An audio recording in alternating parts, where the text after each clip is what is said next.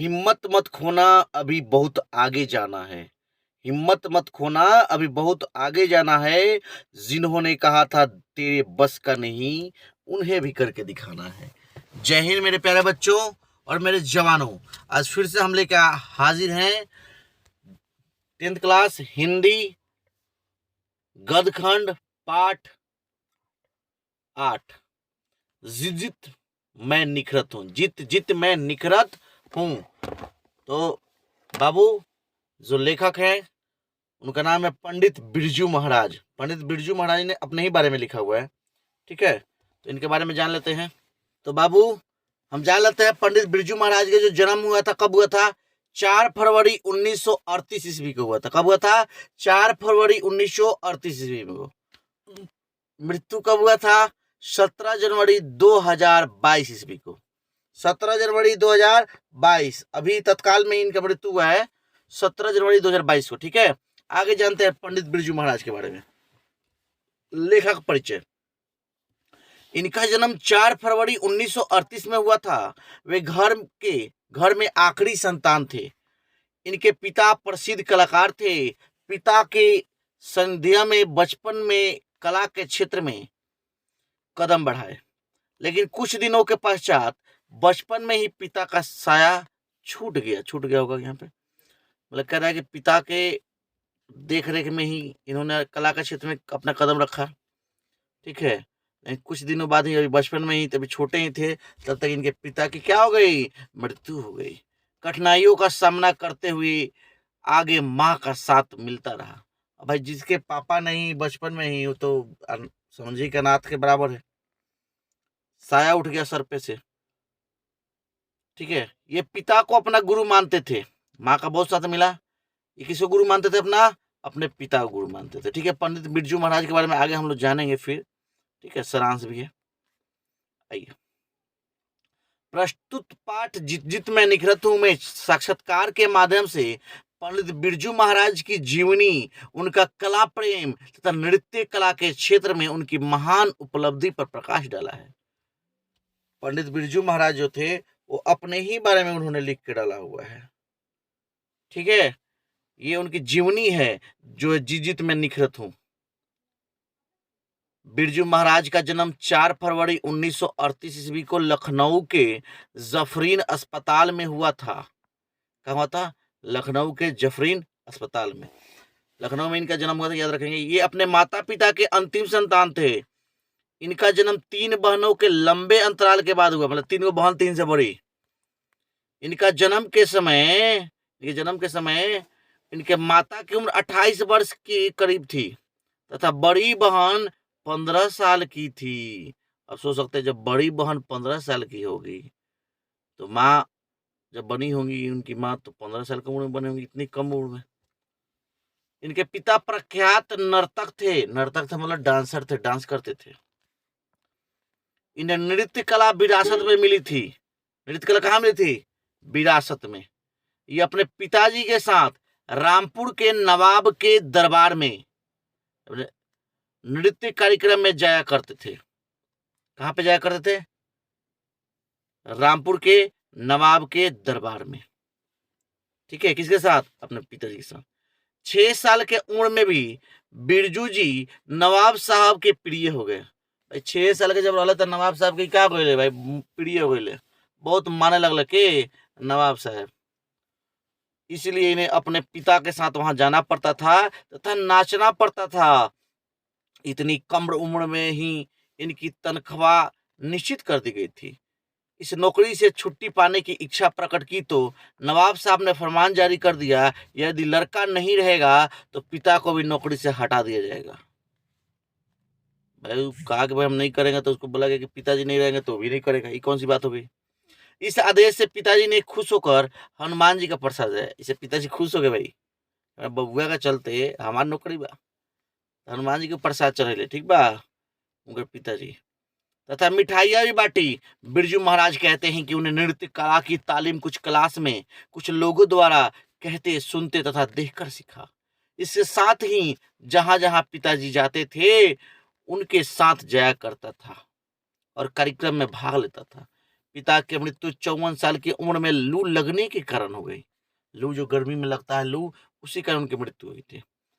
वे सहनशील व्यक्ति थे, अपना दुख किसी को कहना पसंद नहीं करते थे। कौन? पंडित बिरजू महाराज।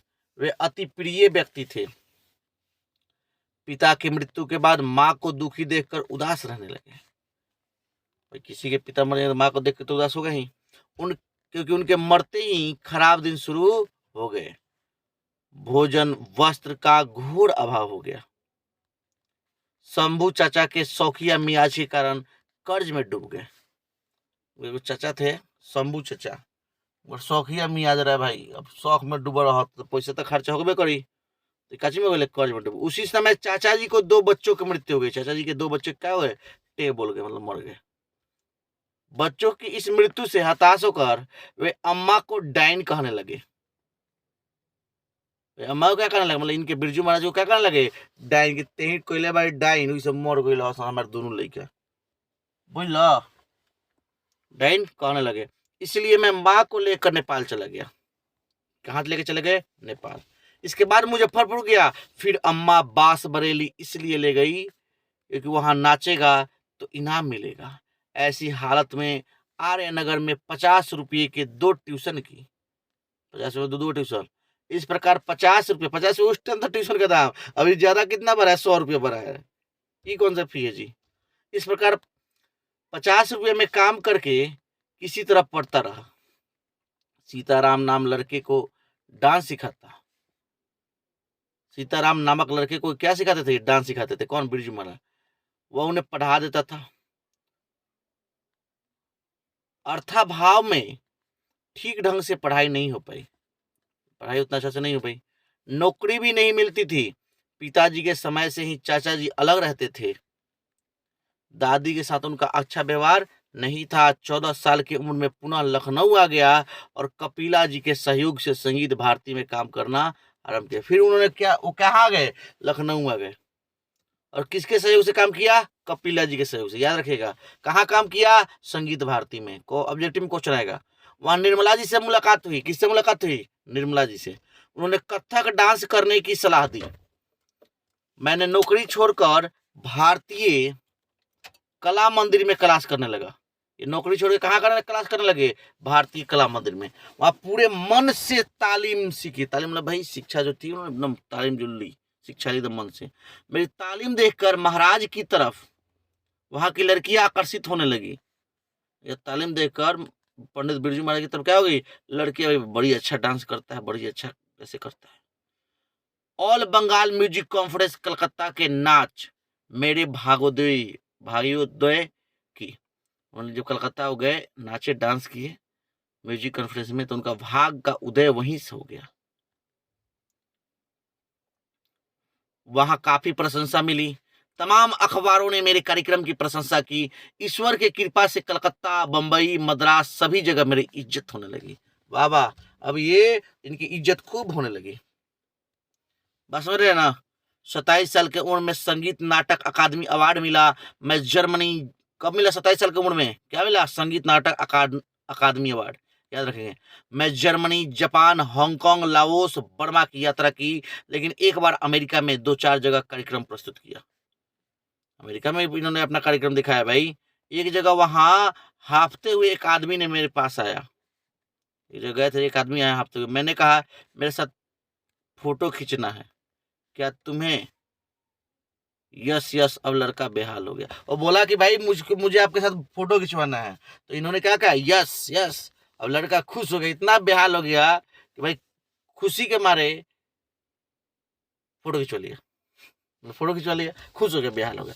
इस प्रकार पाकिस्तान में कोई खातून थी, पूरे हॉल में उनकी आवाज आई, सुबहान अल्लाह। एकदम डांस कर रहे थे, कोई खातून थी तो इनको बोली वाह सुबहान अल्लाह, मतलब मेरे नाच के आशिक बहुत है।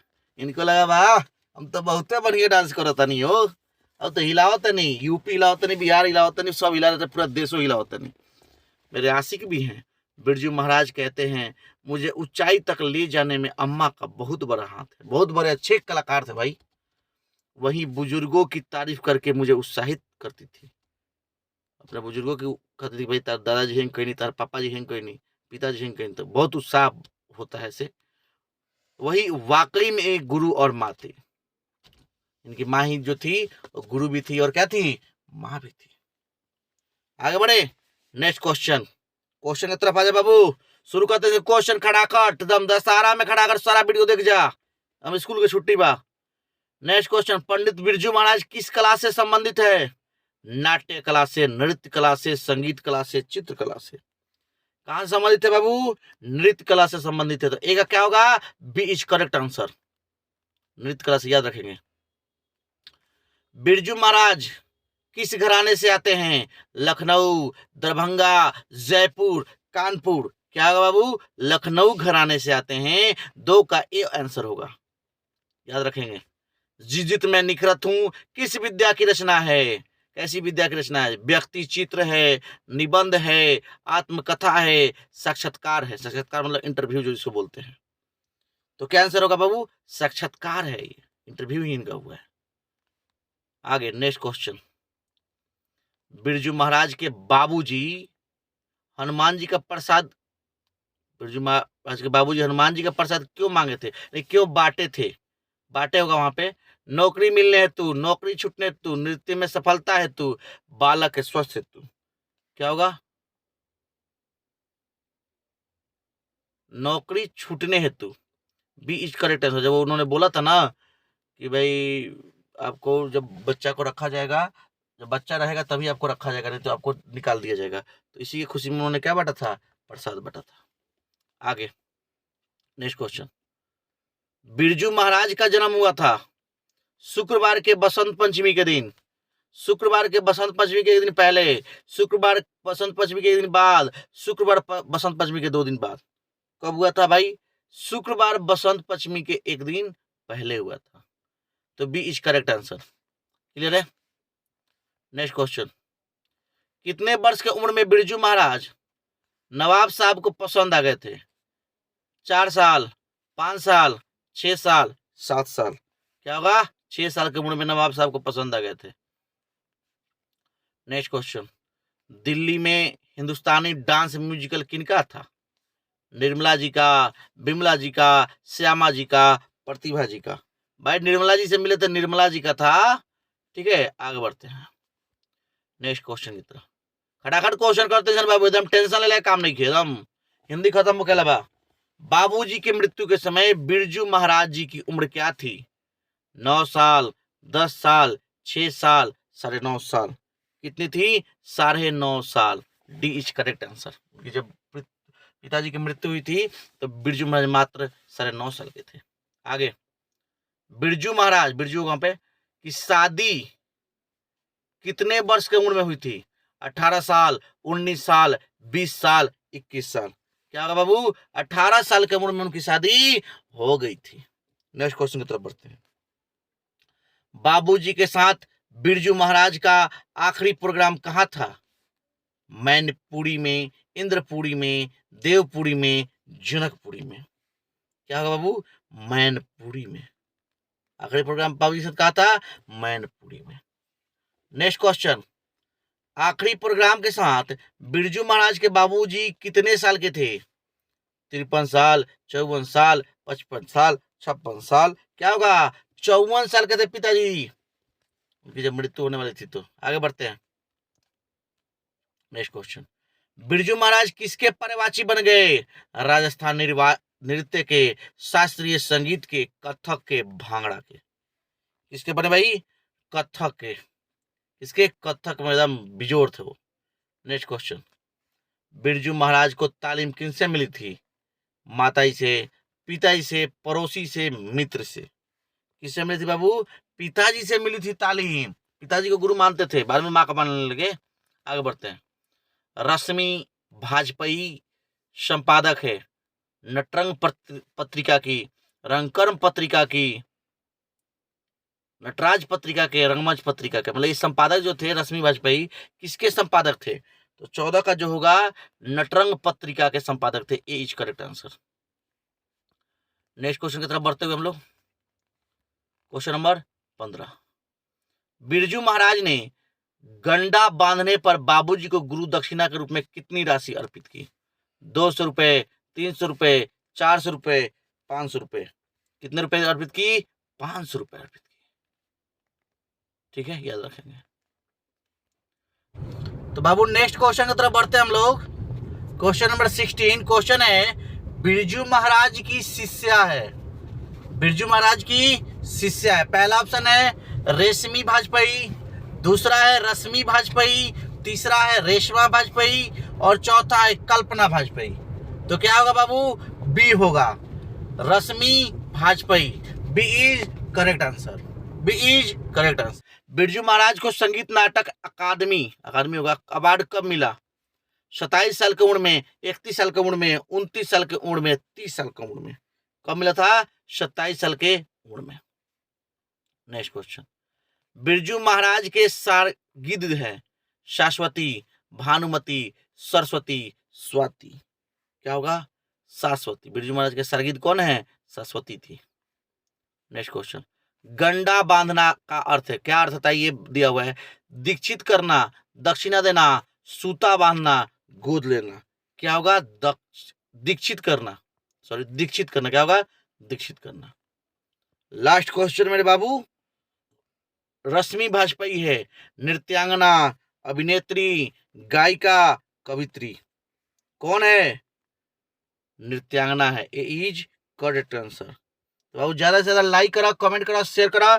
जाते जाते, जो मुस्कुरा रहा है उसे दर्द ने पाला है, जो मुस्कुरा रहा है उसे दर्द ने पाला है, जो चल रहा है उसके पांव में छाला है, बिना घी से चमक नहीं सकता, जो जलेगा उसी दिए से तो उजाला है।